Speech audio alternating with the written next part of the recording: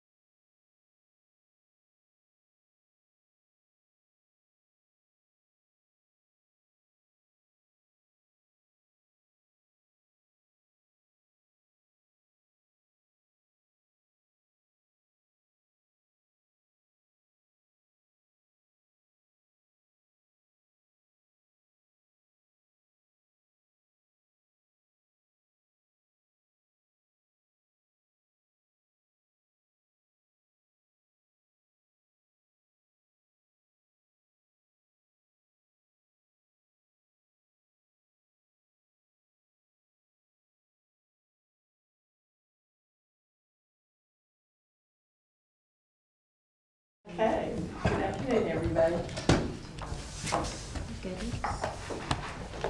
Alright, I'm sorry, it's been a minute. We just stand that moment of silence and then pledge. Yeah. Okay, I'm sorry, it's been a while. Everybody You please just put you stand. on the spot. I should have come talked to you before the Hey, you're meeting. good, you're good. Everybody please pause for a moment of silence.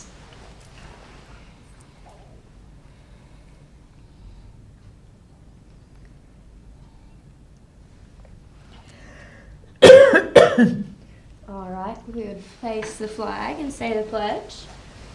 I Pledge allegiance to the flag of the United States of America and to the republic for which it stands, one nation, under God, indivisible, with liberty and justice for all. Thank you, Ms. Leah. Yes, ma'am. Okay, board members, we have a few things on the agenda, but I am going to take off the junior achievement presentation this evening. We'll do that another time. So on the consent agenda, we have approval of the regular agenda, the minutes from the September 2nd and 7th meeting, some field trips, the Arnold Memorial Elementary School position, and the compliance report. And I need a motion for the consent agenda. Nate makes motion to approve. Second. Tom second. Any questions? All those in favor say aye. Aye. Aye, very good. Dr. Dyer. All right, let me pull up my director's update, and I'll pull up on the screen as well. First off, I wanted to start with a little funny here. I saw this on Facebook last night from one of my superintendent friends, and I put it on the Twitter, but in case you're reading, it says, "And now a moment of silence to honor the brave men and women who have to teach the day after Halloween." So we had a lot of ambitious, sugar-filled students today, I'm sure, in our buildings. I went over to Ross to the after-school program, walked around there and saw the kids, and they still have some energy left today, this afternoon. So thankful to our teachers and all of our administrators and staff in our schools for a great Monday, the day after Halloween, when I know students and families were out probably late having a lot of fun. So good for them. Now we'll continue with the real business of the day. Just a few updates I want to share with you. First, I want to thank the Rotary Club of Cleveland for the dictionary project. I had the opportunity to go to Ross and help deliver dictionaries in third grade. I know Rotarians have been out and about all over our city and county delivering third grade dictionaries. So that's always a fun project, and just being in the classroom with the students, handing those out, and they get their own dictionary to take home with them. Another great thing, ESSER 3.0 got final approval today. If you remember back in, gosh, I think it was September or August, you voted for that ESSER 3.0 package. Final approval came today. So Dr. Barnes, I appreciate all the work he's put in on that, and everybody else that's put in time and effort. It's a team project. And now everything gets to work. So you will see jobs starting to post, you'll see construction things starting to happen in the not so distant future. Things can start to roll starting today. And remind me again our total amount. So the total amount that we got for ESSER 3.0 was $12,177,478. Wow. So with that, it's learning loss allocations. So we'll be covering 20%-ish with learning loss, looking at summer camps, after-school tutoring, transportation for summer camps and so forth. ESSER 3.0 positions funded. We're going to have 4 social workers coming into the district. I know Krista and I talked about that. We're going to be looking at learning acceleration specialists and interpreters, ESL family engagement support, an elementary education technician, and also CMS student information specialists, along with many other things that are part of that. So great things are about to start taking place, and we're very appreciative of that final approval. Also attended the TDOT groundbreaking on Highway 60 with Hal Taylor. That was a great event. A lot of people were there, and we're not going to see, I don't think, shovels start turning immediately, but in the not so distant future there, we should see utility work starting to take place, and then other pieces of that very large puzzle coming together over the next however many years it's going to take to get to the final rendition of that state highway. So very excited where that's going. Tobacco and vaping meetings. We've been having meetings with Bradley County Schools along with Tennessee Department of Health, ATS The Bridge, and other local partners. Doug and Laura Hudson didn't go into those two. In fact, they attended the last meeting. I went to the first meeting. And we're actually looking at where is our policy and procedures now for what we do as far as that concern. And then what are some suggestions that both systems can bring to local boards of education down the road to look at what we can do to combat the dangers of vaping and tobacco in our schools. That's something I know Autumn's been part of those meetings too, and Nat. So we've had others, a good crew showing up for that. But we're working with juvenile court. We may have to also work with legislators. There's a lot of moving pieces with that. But I wanted you to know we're looking at this and what we can do to not just take students automatically to a court action, but what can we do to help educate and prevent vaping down the road. So that's something we're working hard on right now. Also, I've been involved in communication with our federal delegation, our federal representatives and senators about social media issues that we've dealt with in schools. Specifically, TikTok has been one. Last week, one of the Commerce Committee subcommittees held a hearing, and it dealt with TikTok, Instagram, and Snapchat, and I think YouTube was part of that too. But basically what they were doing is asking executives about the things that we've been dealing with in schools, dealing with some of our social media. Of course, you guys tackled that one head on with our own laptops and school-owned devices at our last special call meeting. But I did want to let you know that Senator Blackburn's office did reach out, and I talked to their representatives twice about that letter that I sent and also what we've been dealing with. So I was very appreciative just to get feedback and to be able to talk to somebody and to share some of that information. Tomorrow, we're finally going to hold the Director of Academic Interviews. That job was approved a while back, but we really wanted to leave the interview or the post out there and let it marinate for a good long time and attract as many quality candidates as we could. As of today, we have 9 interviews set for tomorrow, which is a full day of interviews.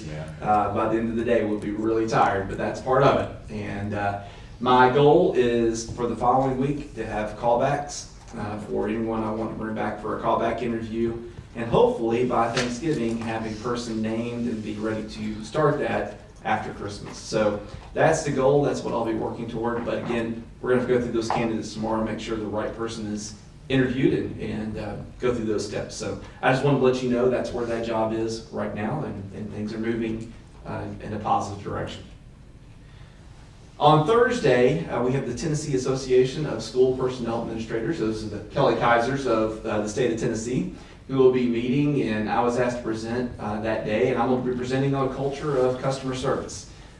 That's an important part of what we're about and what we do, and I think we do a good job of that here in Tennessee schools. We can always do better, and I presented this to our administrators at our last administrators meeting and share with them one of the things I want to do is get out to all of our schools and present this same presentation after I get through with this week, because I think it's, we talk a lot about education matters, academics, athletics, fine arts. The thing we don't talk a lot about in schools is customer service and how we can be more customer friendly. So I want to talk about that and be the one kind of leading the charge on that one, and I'd love to get out to our schools and do that as well. Is that in Nashville? That's in Franklin. It's a statewide conference. So the Tennessee Education Funding Public Town Hall meeting, these are going all around the state of Tennessee. The Southeast meeting is set for Thursday the 4th at the Howard School in Chattanooga. That begins at 5:30. There is an online version of this, so if you can't make it to that meeting in person, there will be a link. You can go to the Tennessee Department of Education's website, and there's a link through Facebook and also Microsoft, I think it's Microsoft Meets or whatever their program is called, Teams. And that's another way you can watch it. Cindy and Jeff will be there for us, and they'll be making sure that they're hearing what is happening that day. I have sent this to all of our principals as well, and then encourage them to either be there in person or watch online and share with their PTOs and interested parents and those other folks that may be interested in that. Dr. Dyer, is that looking at the BEP funding? That's part of the BEP funding review that's happening. Yes, they're doing feedback sessions all across the state right now. So that could change possibly. It could. So we'll just have to wait and see. As part of that, I've been asked to serve on the school system leadership subcommittee that's part of that BEP review. We've not had any meetings scheduled at this point, so I don't have any news to share as far as that goes.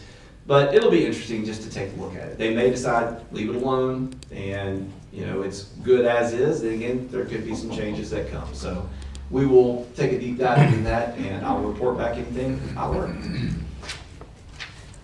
And that's my report as of tonight.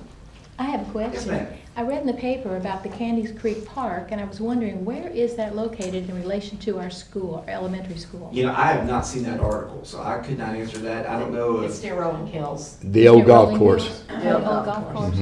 Yeah, it's not Candies Creek Elementary, it's No. Candies Creek Road, so it's on the other side. I was hoping it was right next to the school. No. that would have been nice. That but- would have been nice. But Okay. yes, you're right, it is over there by the old Rolling Hills golf course. But it should be connected by the Greenway. It is going to be connected to the Greenway, so it means that kids could easily walk there from the school, I would assume. Right, and the neighborhoods around. And the that would be In very 5 nice. years. Yeah. The kids that are 6 will be It's a driving. long walk from the school to the golf course. That is, Yeah. And you couldn't do that in No, a you PE class. Ride your bike. Take you an hour to walk there. Oh, goodness. Thank you, Dr. Thank Dyer. you. That's a lot of, you're a busy person, and a lot of things going on right now. we should avail ourselves, if we can, of those BEP committee meetings.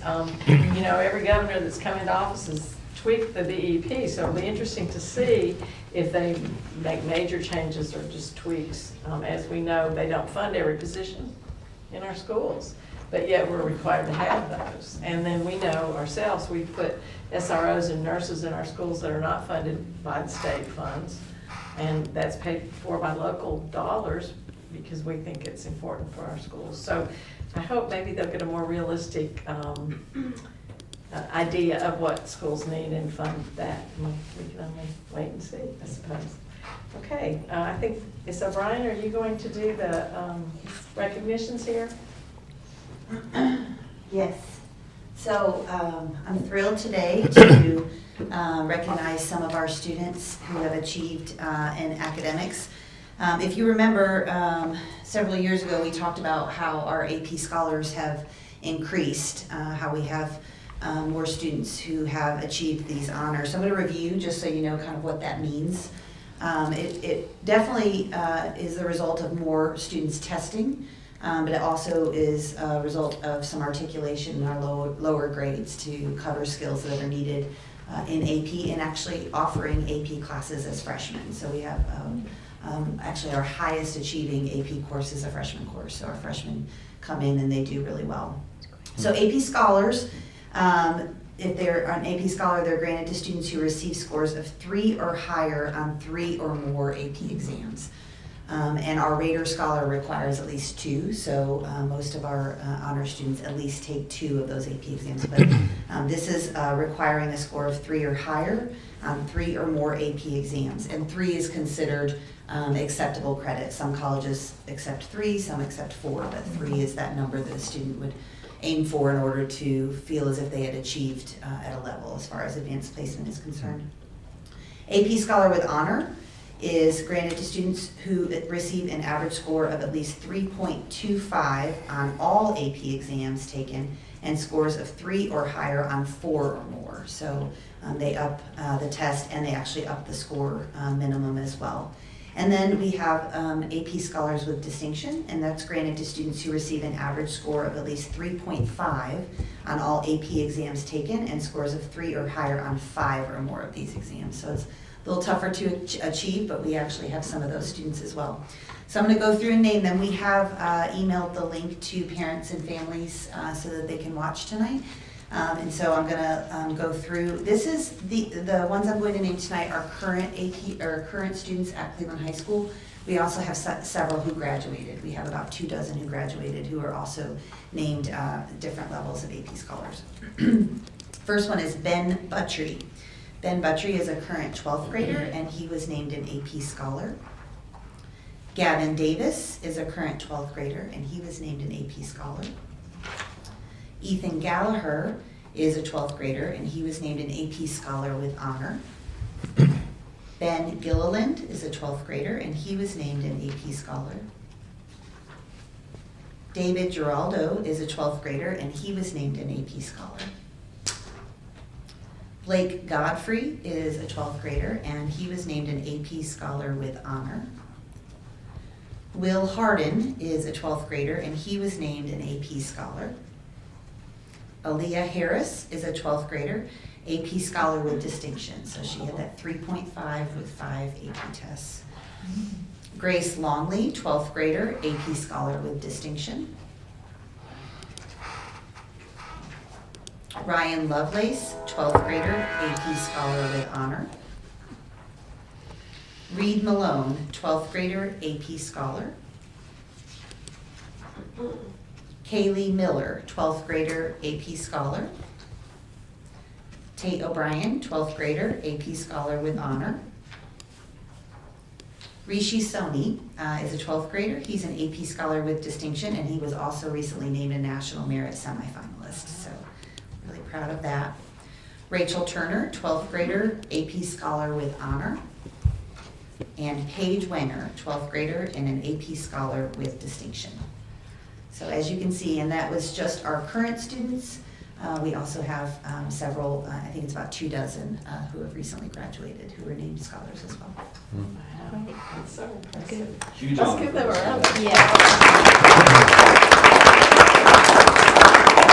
That is so exciting, Ms. O'Brien. I'm proud of those students. I wish they could be here, but they're probably glad they're not. And it's quite an accomplishment with a COVID year. Our first year in 2020, the exams were optional, and they missed their last quarter of school, which is review. And our students scored really well, and then to have another year this year to achieve this based on the number of tests and the scores that they received is pretty exceptional. That's amazing. So it's a huge accomplishment for the students, but also for those teachers too that are involved. I mean, you can't forget that aspect of it, so kudos to everybody involved. Huge, huge deal. Thank you.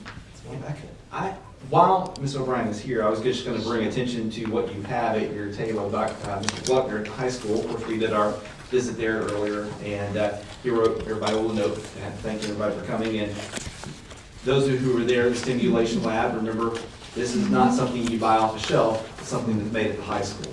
And it's a little holder for your ID. So just a little thank you, and we appreciate he and his students for all the work they do. Well, tell them thank you. We enjoyed our Yes. visit. It was a lot of fun. That was great. Good. Thank you. Got to play with pipe cleaners and all kinds of different things. And that 3D pen that makes 3D things, that's amazing. That's amazing. So that was fun. Tell him thank you very much. And Dr. Dyer, policies. Oh, boy. Okay, we have a few policies here. The first is 2.702, dealing with inventories, and fairly recently, the city council raised their limit, and they went from $500 to $2,500 or more.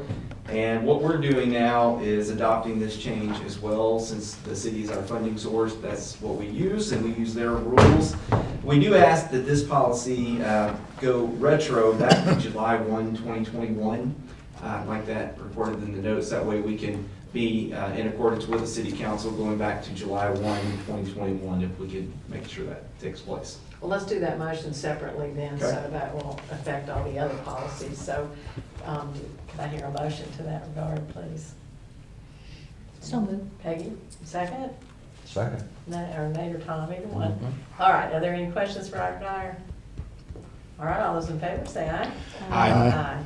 Thank you. All right, our next policy is 5.302.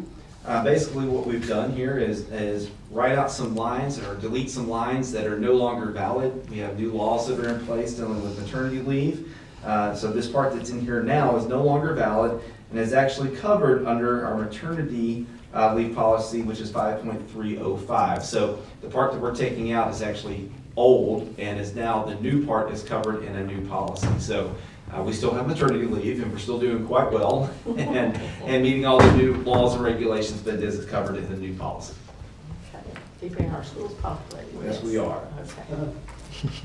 5.701. Basically with the substitute teacher policy, there is no longer an Office of Personnel, so it's Office of Human Resources. That's one change that you'll see in there. And also, we're just changing to meet the new, the way that the state wants us to do this. The State Board of Education is no longer the certificate or the group that certifies certain issues. We go to the Division of Retirement instead. So just changing some technical pieces with substitute teachers.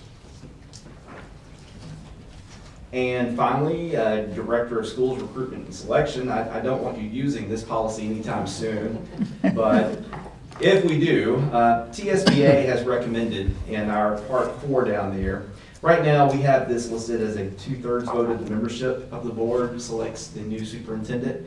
But what they have recommended, because state law simply requires a majority vote for all other votes that you take, is that it would be a majority vote also for appointment of director of schools in the future selections. Okay, we can just approve all those on the first reading. Motion? So moved. Okay. Second. Krista?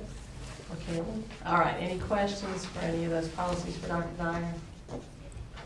All right, if not, all those in favor say aye. Aye. It's unanimous, thank you.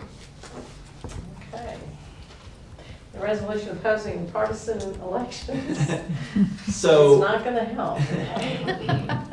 TSBA did put out a resolution that if boards wish to adopt this, they can adopt a resolution basically stating in opposition to, or a resolution opposing partisan elections of school board members.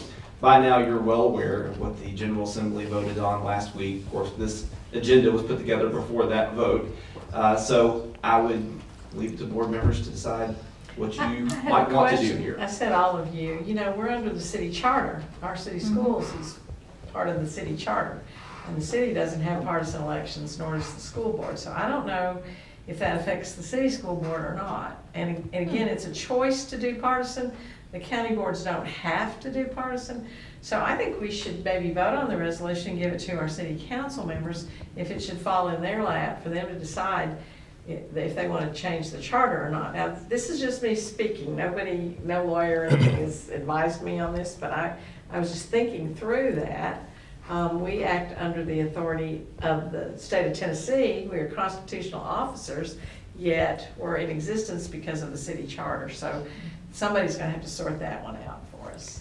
Well, Krista? and two, I think that, like Dr. Dyer pointed out earlier, we'll get more clarification as this rolls out, because I also read that it was based on the election board would make that determine. So I think it's going to be a little, so Yeah.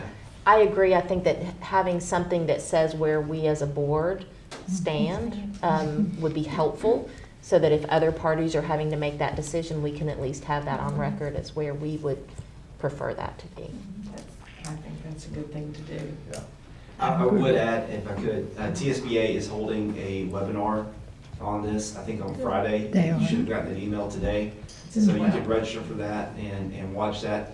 Also, as part of TASP, I know Chuck Cagle will be presenting on Friday morning, and something tells me he might be addressing some of this. I So hope so. I know the two of us will be there, we'll be listening, and if he does, or if I get an opportunity to just ask him questions, I'll be glad to do that as well.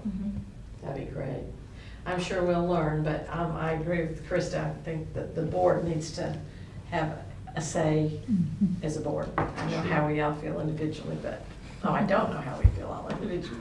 All right, so if so, we need a motion to approve this resolution.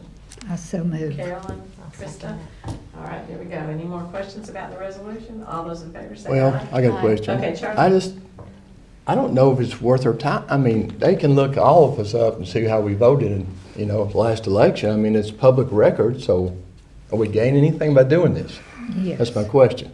Well, it's just the board's It's the voice, board. not individual board members' voice is what we But if get. they want to know how any office in here voted, all they got to do is public records. Yeah, but What, I don't see what we're gaining by it.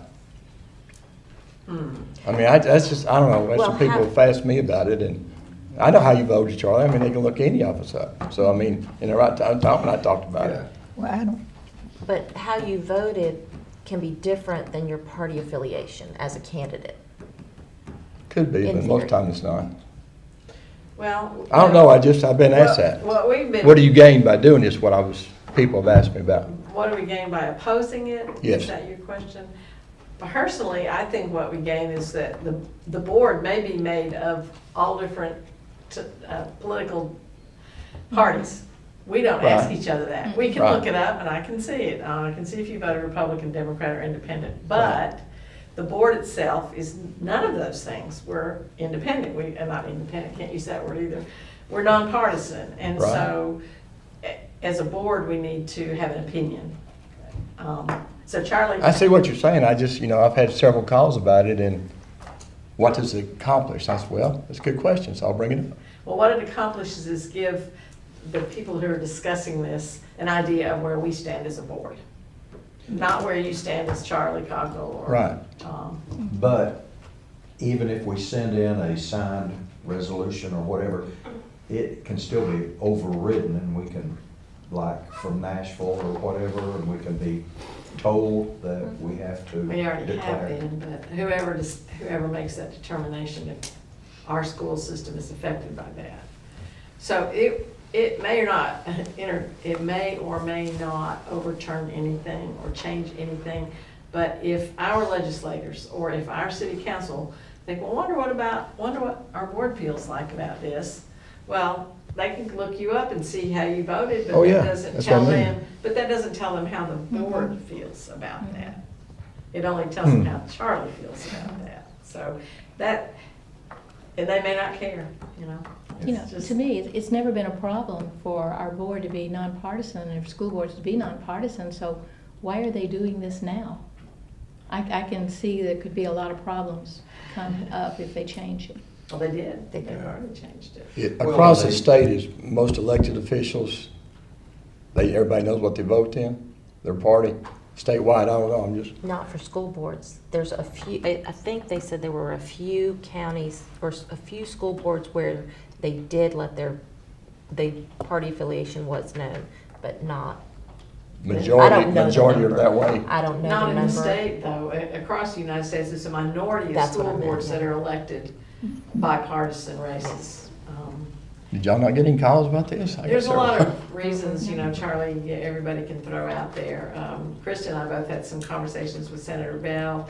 You just got to talk to Yeah. people and see what they think. But I believe the resolution would at least tell the people, let's say, for example, it comes down to the city council and they have to decide whether or not to change the city charter, Right. then they would know where we stand on that. Or maybe we want to Okay. be partisan, maybe we don't, but at least this resolution gives them that idea. So if the city council votes to go that way, then we are too then. Well, whatever the city, Right, they okay. write the charter, so whatever they put in the charter is what we get to do, so. But I don't know where that stands as far as state. I mean, that's what the lawyers are gonna have to figure out and let us know, and we've got a lot to learn about that. Well, who makes this final decision as to whether we're partisan or nonpartisan? Well, that's a good question. That's what Krista said. The legislature voted Saturday morning to have school boards be allowed to be partisan. So now. As a group Allowed or to. a As committee? individual candidates. Individual candidate. No, I mean who voted, all The of them? legislature, The the, Okay. legislature, yeah. So Well, if they it's, said allowed to, that doesn't mean you have to, though, does it? correct. Okay, and who makes that decision, whether we are or not? that's what we have to learn. That's what we don't know. So there's a lot we do not know. Right. Okay. As they said on the news, as I was leaving the house, they voted in the middle of the night on this issue and passed it, and all of a sudden, so, the news channel I watched wasn't real thrilled about the whole thing either. When they, Seems like it was rather hurried. But Yeah, it was. Anyway, do I have a motion to approve this resolution? I made a By motion. Carolyn, Yeah, and I seconded Kristen. All right, any more questions? Charlie, No. did we answer your question? Yeah. Okay.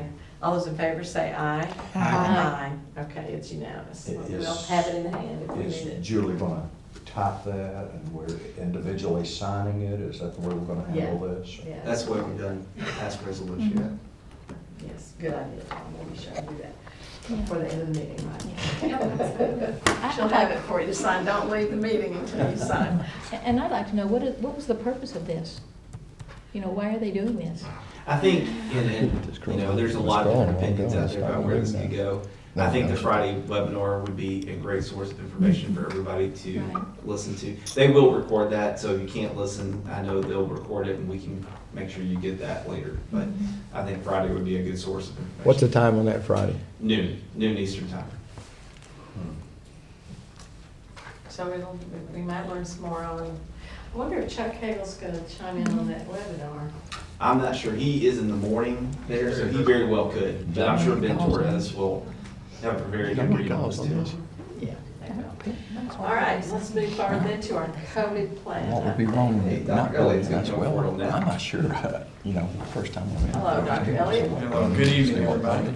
They said, no, This you don't do will that. be kind of short, I believe, here, so it's a little unusual, but we're in a really good spot in Cleveland City Schools right now with the COVID-19 and our reported COVID cases. I met with Laura Hudson this morning, and she reported we had, I believe, 5 cases in the system, which would come down quite a bit since a couple of months ago when we were meeting about this. So, and as of last Wednesday, all our schools were back in that Tier 1 setting, and we were glad to see those numbers continue to come down. So really positive news as of today. The other thing is our dashboard, just to report out on that, we've been reporting twice a month, or twice a week, on that Wednesday morning and Monday mornings, and we reviewed that, and with the numbers small, and as we watch that, we're recommending to go back to a weekly update that will be reported, a link on our website that'll link to the state dashboard while we're in this period right now. If things were to develop and we go back up with our numbers, we will reinstate that 2 times a week reporting process. And the last thing that I was going to share was we have been in contact again with Preferred Cherokee Pharmacy, and we are happy to report that on November 13th, a week from this coming Saturday, that morning, between 9 and 12 noon, we were going to be doing a booster vaccination clinic here, like we did back in the late winter, early spring with our staff, and we did an interest survey at the end of last week with our staff, and we have over 200 individuals interested in doing that. So between 9 and 12 noon on November 13th, we'll be taking care of those booster shots. Is that Moderna again? They have all Moderna, Pfizer, and can help us out with the Johnson & Johnson as well this time. So Just request what you want on that day? request and let us know, and they'll have it that day, and so we're excited about that. So if any of you are interested in that, if you'll let Julie know, then we'll get you lined up with a time between 9 and 12 on that morning. Yeah, that's great service to provide. Yeah, just in time for the holidays. So those are our 3 updates from the task force. Yeah. Did you do it? And then our final piece of this, unless you have any questions, deals with masks. You know, one of the things that when we passed a resolution with the mask mandate back at the beginning of the school year, we said that each regular board meeting from there forward, we would go forth and discuss this. You know, with the news and information where we are, where our COVID cases are, the transmissions are coming down across our county. At this point, I'm prepared to recommend we move away from any mask mandate and go back to mask encouraged but not required for staff and for students for this next month. And I think our teachers would be real happy with Yes. that. Yes, so yes. that's my recommendation for you today that you would need to vote on.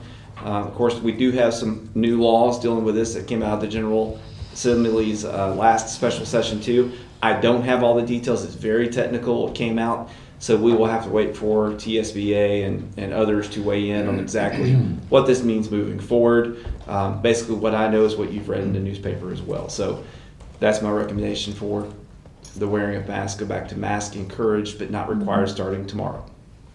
Yes, I good. make a motion. I'll second it. All right, any questions? I have a question. Nate. This is not about the mask, but since the numbers are low, are we still going to put our best foot forward to make sure things are sanitized? Absolutely, absolutely. I just want to make sure everybody understands Yeah, that. that's a good question. We are going to continue with the same sanitation efforts. We're going to continue with doing as much as we can inside of our schools to keep the buildings clean and disinfect and all those kind of things that we would normally do. That's still going to be the case. Just wearing a mask would not be required. Do any of the current tiers step it up? So if a certain school or a certain group of schools see a spike or see that the trend starts going back up, is there anything that would trigger that to be back in place? Yeah, the mask mandate, we will have to see. Now, the governor's not signed anything yet, so once the governor signs it, we get an effective date. We would have to see how that affects our current tiers, because our tiers do have some different levels of stepping up that we would go back to if we needed to. But now we'll have to put those tiers to the test of the new legislation that was passed and see how that all affects it. So I don't know exactly an answer for you right now, but as soon as we get all those details, I'll be glad to share that out. I would like that to be something we can continue to address maybe in our board meetings. Yeah. Like we said when we Right. implemented the mask Right. mandate, that we would continue to visit it. I hope Mhm. that if we do vote to take it away, we would still continue. Because again, who knows? Yeah. I think we've all learned we can't really expect what's coming next. I agree. so- I think it's very simple to keep a COVID-19 plan update just part of our agenda if we choose to do so, and update on where we are each month. And then on the booster shots, are the 12-year-olds and up going to be able to do that in the schools as well? Now, right now, that's for employees only. This one's for employees only. Yeah. Yeah. We do have, we've had access to the testing, but we haven't been facilitating the vaccination to the schools. Right. Any other questions? All right, the motion on the floor, all those in favor say aye. Aye. Aye. All right, it's Okay, unanimous. And we will communicate that out tonight and make sure that parents, students, faculty, staff, everybody's aware of that. When will it be in effect? Starting tomorrow. Starting tomorrow. Thank you, Dr. Elliott. Be wearing masks. We did. All right, Dr. Dyer. Okay, strategic plan focus. All right. As you're aware, I've been sharing with you that we have had the opportunity to partner with NIET, the National Institute for Excellence in Teaching. It's a group that's based in Tennessee. It's one thing that we're very proud of. They do great work. They work all over the United States, but they're based here in Tennessee. And we're part of their Principal Leadership Series. And one of the things that I heard from principals is they really were interested in getting professional development straight for them. We do usually a very good job providing professional development for technology folks, for teachers and others in our field.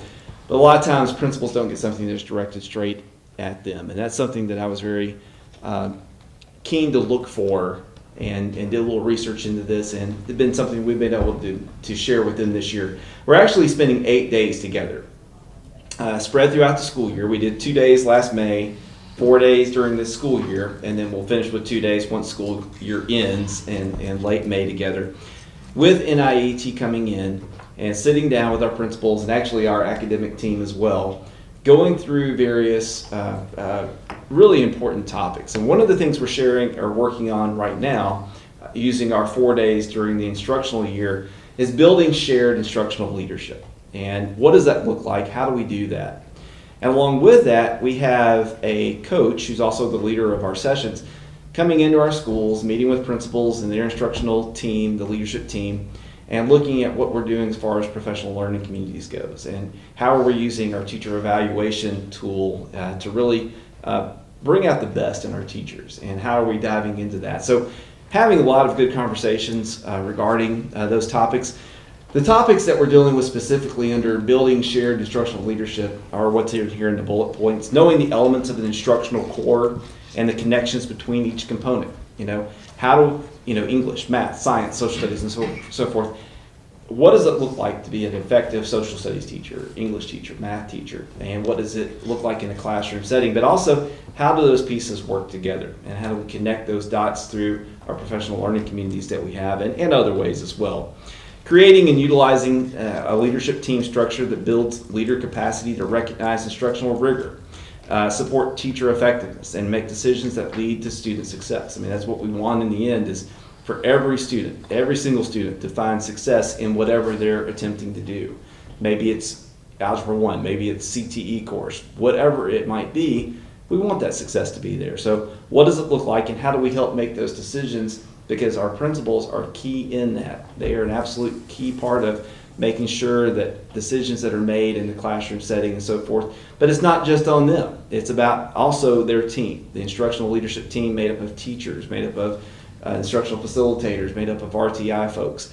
All those folks have to come together and really work well and blend in those departmental meetings and work as a team to move the whole school forward. And finally, implementing leadership team structures that are driven by student and teacher data to inform action steps and understand their role as lead learner. You know, Michael Kars is an excellent data person. He can't do it alone, all right? He disaggregates data, he pushes data out, we have our dashboards, we have all these different tools, but they don't really do any good if he's the only person signing in.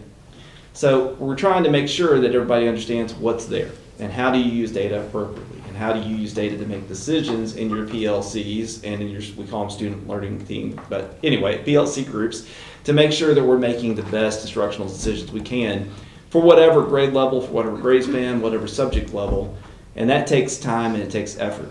And I'm really glad that we could carve out, and it's not easy getting principals away from schools for 4 days during the instructional year. I know that. And Mr. Chai and all of our other principals, I really appreciate them doing this because sometimes you just have to. And it takes stepping away from the work of the day that's so busy to spend time together in a collaborative way talking about these important topics. That's how you get real change to take place. That's how we sink into our strategic plan. That's how we do the work, is by getting together, talking about it, putting hands on it, collective thoughts about it, and getting after it. And I think that's what we're able to do right now.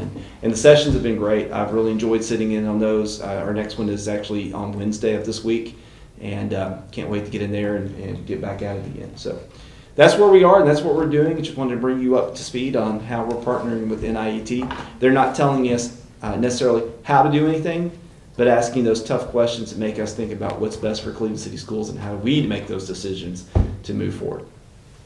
Questions? I think it's a great idea. Yes. I mean, you know, most of the time when we had any kind of staff or teacher professional development, it had nothing to do with me as a principal. Right. And I think it's a great idea. Well, I appreciate it. This is not something, we're not buying a product. You know, you don't come out of here with a new book to have to implement. This is how do we take what we're already doing and perfect it and make it better and make it stronger. And that's what we're concentrating on, and that's where the work goes. There's not a product you buy at the end of this series that says, these are the 3 steps you need to take to do blah, blah, blah. All right, so that's not what this is about. It's about how do we internalize our plan and then how do we go forth with it. I agree with Carolyn because Don knows Ken Willie. He walked me through it. We know all the professional development we had is never anything about running school administration. Right. We sat through a lot of them that didn't help us administrate. You know, Donovan, Ken Willie, he was a great leader for me to teach me in and out administration. I think this is great. Well, good. Will you get input when the 8 days are over from the principals? Yes. If it was valuable, if Absolutely. it was worth their time? Absolutely. Last thing we want to do is waste their time. Oh, I know, and they don't want to either, but. Absolute last thing, so I agree. But yeah, we believe in this school-based leadership, but then each school's its own island, and so we've got all these great leaders and we've got all these schools. Yeah. It only makes sense that they should collaborate formally. Yes, I agree. Maybe not just over lunch, and that would be share their strengths with each other. Well, it's also good to come together and laugh and, you know, tell stories and just be together a little bit too. That's always a big part of it as well. Any other comments? Very good, Dr. All right, thank you. Thank you. Mr. Stone is going to have our special education update for us. Thank you. Well, good evening, folks. Good evening. You know, each fall I try to give an update on special ed. So tonight I just want to give just a broad overview of our special ed programs and then just be available to answer any questions that you have. So we'll go to the first slide here. So this first slide gives you kind of an overview of how our special education students are distributed across the school district. So what's pretty interesting is the update we did last year. If you look on that bottom row, from last year, we're 1 student away from where we were last year. But what's interesting though is they're distributed differently. So if you take a look here, you can see exactly how many special ed students are at each school, the number of teachers serving those students at each school, the number of assistants, and that gives you kind of a ratio, student to adult ratio of how we're serving those students. So a couple changes from last year that just sort of jumped out at me. If you look at our secondary schools, the middle school and the high school, if you notice those numbers have dropped. But then if you look at our pre-K program, that number has really jumped up. So I think that's interesting to see the shift. Even though our numbers are almost exactly the same, it is shifting. And so we've got a lot of young folks coming in that we're going to be serving for the next while. So let's go. David, is that student to adult ratio, is that good? I mean, is that where you want it at? So that's, you really have to dig a little deeper to see the story there, because it depends on the nature of the disability and how, and the next slide I think will show sort of how those disabilities are distributed across the district. But like if you notice, like for example, our Discovery Pre-K program, well, if you look at some of the younger, like Stewart, for example, has a much lower ratio. That's because we have some specialized programs there. So it really depends on, you can't read too much into that average because just depending on the nature of the disabilities. David, can you explain to us again what groups or categories make a student special ed? So the state of Tennessee, there's 16 categories that you can be determined as a disabled child in state. And so there's a lot of people don't understand there's a difference between a educational disability and a medical disability, and they have their own criteria. Now a lot of those criteria may overlap. Take an autistic child. There's a medical diagnosis for autism. There's an educational diagnosis. Many of those characteristics overflow, but they're two independent evaluations. A medical diagnosis doesn't guarantee that you're going to meet the educational criteria. But so in the next screen, you'll see exactly those categories that I'm talking about. So we'll go ahead and so this is how they're distributed across the school district. These are the different the different categories that we currently serve. And so our largest group is students that receive either speech or language services. Typically your LD category is your largest group. Nationally, that's the largest group. We have a slightly higher group of students with speech and language. Have a growing group of students with autism. We're seeing that category grow every year because that's a trend we're seeing nationally. But so that gives you an idea of how those are distributed. Now those numbers, you may have a child who meets more than one criteria. So you could have a student, for example, who's other health impaired and also language impaired. So those could be duplicate numbers. Does that make sense? Yeah, and I also see intellectually gifted, which we don't usually, if you're just talking with someone outside of the teaching profession, we don't consider that as being a special education. You're kind of the other 12 or 14 things you do, but. Yeah, so there are three categories that the state of Tennessee that has added to this list that are not federally recognized. So like gifted, let's see, the others would be functionally delayed or developmentally delayed. Those are specific to the state of Tennessee. If you can address those things early, like you are with the developmental preschool, then they could maybe work out of it. Correct. And not be identified later, which is good. Yep. We'll go to the next screen here.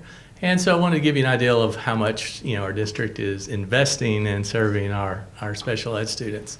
So that first, when we say special ed GP, that's talking about our general purpose budget. So this is what the school district is paying out of pocket. Well, not what we're getting from the federal government, but what we're getting out of our general budget. So that's a big chunk of what we spend each year, which is over $4 million. A lot of that covers things like personnel expenses. That's our most expensive thing. But that would also include things like our special education buses, diesel fuel for our special education buses. People don't think about that, but so that's all calculated into that GP special education budget.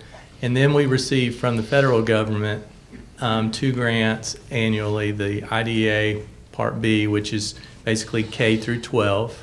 And so we receive almost $1.5 million there, and then an additional $87,000 specifically for our preschool kids. Those are children ages 3 to 5.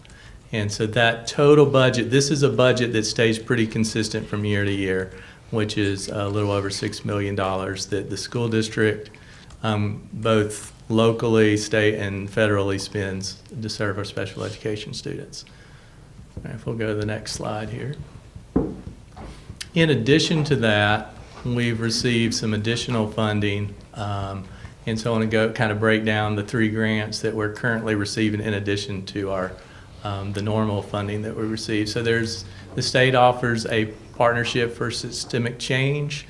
That is a $100,000 grant, as well as the preschool grant. So the reason those show more than $100,000 is we've had this grant for multiple years.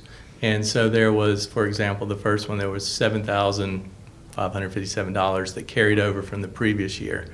And the IDEA, the preschool grant, same thing, there was $25,000 that was carried over from the previous year. And so the explanation for that has to do with the fact that those fund personnel positions, and those grants, it took us, there was a period of time when those positions were unfilled. So when you budget for the entire year, and so that's where the carryover comes from. And so what that covers is, for that first grant, that covers our behavior support specialist. It covers her complete salary, but in addition to that, they have funded in things like professional development for her to be able to purchase material. So when she trains teachers on how to work with students with behavior issues, she can also provide them materials and things like that. And the preschool position is a position that we're funded to put a preschool teacher in the field, so we can serve them in the least restrictive environment. So they go out to those Head Start programs and serve them in the Head Start programs. And then that last one is the new Arp funding, which is that America, or I believe it's the American Recovery Program. And so we've received for 2 years a little over $300,000. And so we stretch those funds to fund some personnel positions, but that also funds for the next couple of years our that comprehensive summer school program that we have. So that's where those funds are going. And so that's an additional, about a little over $500,000 in additional to our normal budget. Questions for Mr. Stone? Nate? Do you happen to know, set aside the grants, but your yearly budget, do you happen to know what the percentage of the yearly budget we spend in this area for special education? Does anybody know that? Cindy, you know that hand, or do we need to calculate that? So budget's about 53 million, so about 5%. Yeah, about 5. Okay. Other questions? I do want to say something. I want to tell you something funny that happened, Mr. Stone. I was at Stewart School for something, and we identified the floors, in the special ed, one of the classrooms, one of the rubberized floors was all warped, and Miss Shelton said, "Oh, we've taken that up." And she says, "I put in a request for more, but I don't know when they're going to come." So I said, "Well, I hope it'll come soon." And then that afternoon, you showed up at the school with the floors. Oh, and so Miss Shelton called me. She said, "Wow, you're good." I said, "I promise I did not talk to Mr. Stone or Dr. Dyer or anybody." That was great. Thank you so much. It was really good timing. But the facilities were very nice, and you all get a chance to tour when we go to Stewart School, see what's up over there. But how's it working, your plan, to have all these in their neighborhood schools, all these special ed classes in their neighborhood schools? This is what, the second or third year? This third year. Third year. Still going well? It's going very well. The biggest challenge, the whole ideal behind it is to give those children more access to their typical peers. And, so I think initially there was a lot of, I think some nervousness about how to, just because, people just haven't had that opportunity to do that. And so that first year, everyone responded super well. I think the difficult part is with the COVID situation. A big part of that is trying to give these children as much opportunities with their typical peers. And so just with a lot of the restrictions and so forth, it really, and this isn't anyone's fault, it's just it slowed down a little bit of our momentum as far as really allowing them full integration. And so this year we're starting to regain that momentum.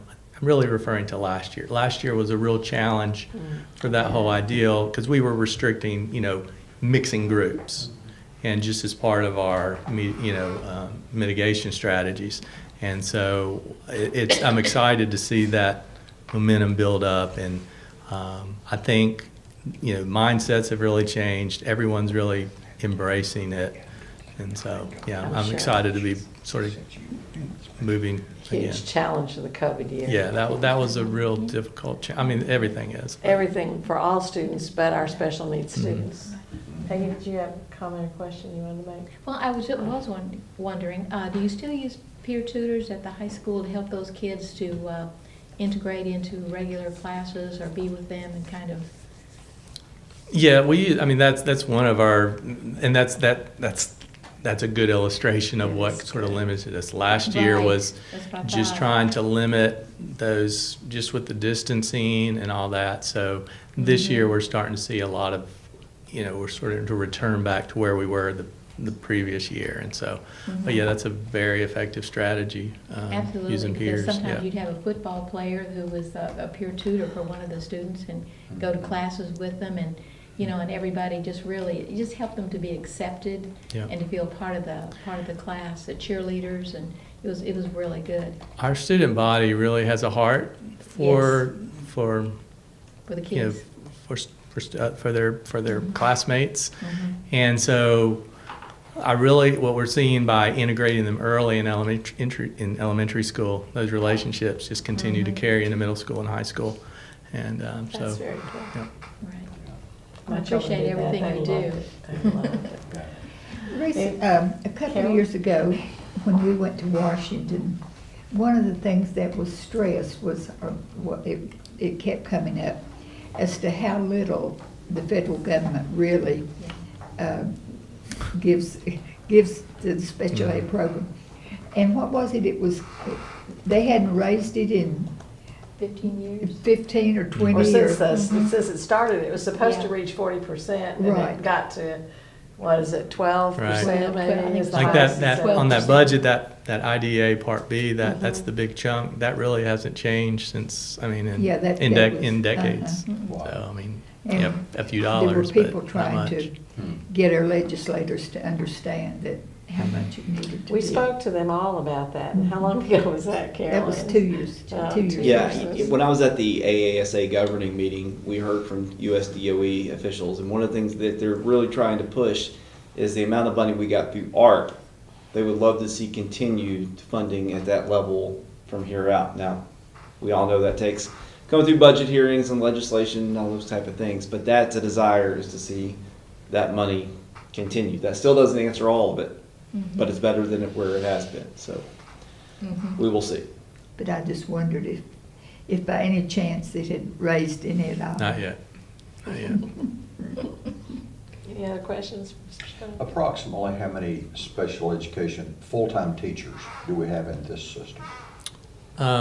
Classroom teachers, I think it's 39, and 40-some assistants. And I had that listed on that bottom row. But in addition to that, we have about 15 other support people. That would include like school psychologists, speech pathologists, and student service support folks. So yeah, if you can see there's 39 teachers, 43 assistants. We used to have access to mental health facilities, and you don't have that anymore. If you have a student with very serious problems, they've closed all of them. Anybody else? Thank you very much. Thank you for bringing that to us every year as well. All right, I think it's time to hear from Leah. This is my turn. You saved the best for last, right? All right, well, I'll start off with how the fall sports have been going, the start of our winter sports in the past couple weeks. So for wrestling, a couple of our varsity wrestlers went to preseason nationals this past weekend. Bentley Ellison and Logan Fowler ended the weekend with All-American honors. They both finished third place out of 64 other competitors in their weight class, and they only lost the eventual champions. The team's official practice season actually started today, and their first match of the year is a tournament on November 13th in Tullahoma. Our football team has ended the regular season as of this past Friday. They had a better record this year than last year, ending their regular season at 6-4. This is their second year in a row going to the playoffs, and that is the first time that has happened since the 17 and 18 regular seasons, so that's really exciting. Destin Thomas broke the all-time receiving record this past Friday, and he, as a lot of you know, he's just been at Cleveland for 2 seasons, so that is incredibly impressive. And this week, we will be going to our first playoff game, hopefully the first of a couple at least, and it'll be at West Ridge High School at 7 o'clock. Wherever that is, right? Up close to Johnson City. It's somewhere out there. Kingsport, We're going around- Kingsport, up close to Kingsport. Yes, I think we're going around 2.5, 3 hours away. Sullivan County. Yeah. Any of y'all want to make the nice little drive up there, I'm sure. See the mountain, see the leaf change? Oh, It'd be a yes. pretty drive. It will be a pretty Can we drive. ride the I'm very bus? excited. Our bowling team has officially started their first season. Their current record is 4-1, and they have defeated McMinn twice, Ottawa, and East Ridge. There are currently 18 people on the team. Tomorrow is the Bradley match, so we get to have another little Bradley rivalry week. Thursday, they will go against Saudi Daisy. Their senior night is on December 7th, and they will have 8 seniors to celebrate, and their districts will start on December 17th. Leland, do we have enough for girls and boys team, or is it just boys? As Is it of both? now, it is combined, I believe. Combined. I Co-ed think, team. yes. Mhm. I think that's how most of the schools around I are. think so. Our golf season is officially over. Our girls' golf team finished runner-up in the state, and Hannah Knoll, a senior, finished individually second in the state. The volleyball team finished 3rd in the state. Their final record was 38-13. We're very proud of them. They went very far. And their season is also officially over. Girls soccer had a great season as well. They won 8 games, lost 7, and tied 1. They tied for 2nd in the district during the regular season, and their season is also officially over. Our Jrotc program finished 3rd at a Ridgeland competition, and that was their most recent one. They have a Headquarters Air Force Jrotc inspection on Monday, November 8th, from 7:50 to 8:50 in the volleyball gym. Monday morning, if any board members would like to attend, I've been told that you guys are more than welcome. Our tennis team had tryouts today from 3:30 to 4:30 at Tinsley Park. Swimming had tryouts on October 13th. I'm told that we have a very strong girls and boys team this year, which is very exciting. Their first meet was last Thursday on October 28th against Signal Mountain, and they won. The next meet is Thursday, November 4th against Calhoun at Calhoun. And their one after that is November 9th against Boyd Buchanan at Raider Pool. Our cross-country team, for the most part, is over, but we do have 3 runners who have qualified for state. Ryan Lovelace, Garrison Rogers, and Estella Clemens are all qualified for the cross-country state meet, which will take place on Thursday. Our basketball teams, the boys had tryouts today, and then the girls have tryouts later this week and are done on an individual basis. And if any girls are wanting to try out, they should go to talk to Coach Williams about more information. Our fine arts programs are also in full swing, with our band, who I'm sure you guys have all seen have been very successful this season. At the Saudi Daisy Invitational, they were overall grand champs, 1st in class in overall percussion, and also 1st in class in overall color guard. At the Ray County Marching Invitational, they were 1st in class in overall percussion, 1st in class in overall guard, and also overall grand champs. And at the Southern Invitational, they were 1st place percussion, 1st place guard, and class champion. Renaissance has 3 upcoming performances this month. They'll be performing the national anthem for the Volley for a Cure game at Lee on November 5th. They'll be performing for Veterans Day at Life Care on November 11th and performing for the Tennessee Principal Association in Nashville on November 20th. Theater had a very successful fall play. I did not get the chance to go see it, although I really wish I had. I heard amazing things. It was great. I heard incredible things from a ton of people. The class playoffs are also coming up very soon, which is a festival of student-directed one-act plays based on one for each grade. So the freshmen are doing a play called Cheating Death. The sophomores are The Internet is a Distract Look at Kitten. So that was a fun little play on words. The juniors will do the actor games, which I'm gonna assume is kind of like the Hunger Games, but I'm thinking I'm gonna have to go see it to find out. And then the seniors are doing 13 ways to screw up your college interview. It's very fitting. So their performances are on November 12th and 13th at 7 o'clock and November 14th at 2 o'clock. General admission will be $7. Other news is that senior night for football, cheer, dance, Jrotc, and CHS Live and band and color guard was this past Friday, and we celebrated all of our amazing seniors. It was a very emotional night for me, but hey, I still got wrestling season. There you go. And then October 23rd was the last day to paint your reserved parking spot at CHS, and it was very successful, and the students had a great time. Our seniors also took the ACT on October 19th. It was a long morning, but the second half of that day was very great. I went home and took a nap. Our clubs got to actually meet during activity scheduled time for the first time in almost a year and a half. So we were on a no-climb schedule, so that the last 30 minutes of our school day was able to be used for a club of your choice, given that you had a pass to go to it. And that was honestly really nice, because sometimes meeting after school isn't always the easiest, with so many people involved in so many extracurriculars. So I was very happy to be able to get back to that for the first time since my sophomore year. We had a blood drive this past Friday, and over 50 students donated blood.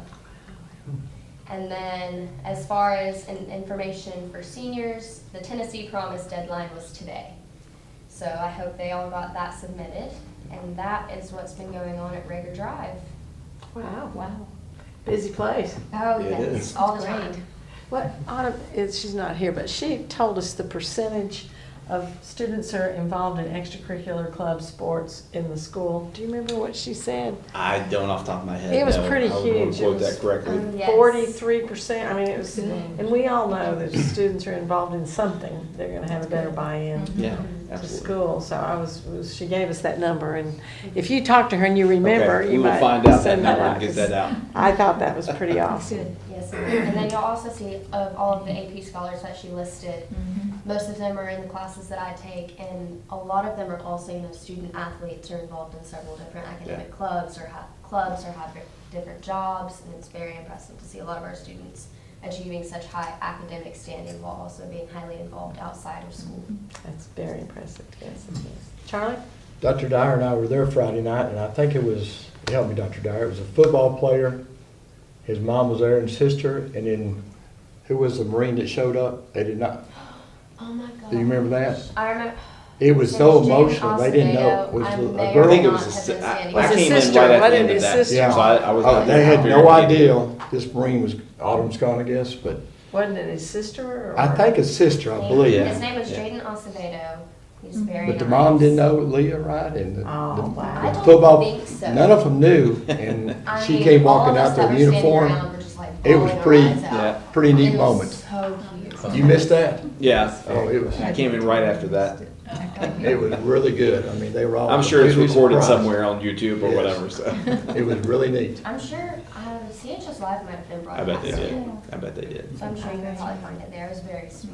I cried. That is. It was emotional, for sure. All right. I want to recognize Lynn. Wonderful Foundation Vision 100 activity last week. Was it last week? Seems like years ago. It was very nice, and I hope it was successful, and I hope we'll hear soon how successful it was. But I'm sure you'll share that with us whenever you get all that put together. But thank you. It was very nice, and I'm sure it had to be successful. The bands were great, all three bands. Yeah. Cleveland's was the best, but That was The fun. bands were so excited, it was great for them. yeah, I think it was too. So that was a neat Food was thing. good. And then we're being watched like a hawk tonight, if y'all can see it. Courtesy of Peggy. Then she brought her friend with her to this.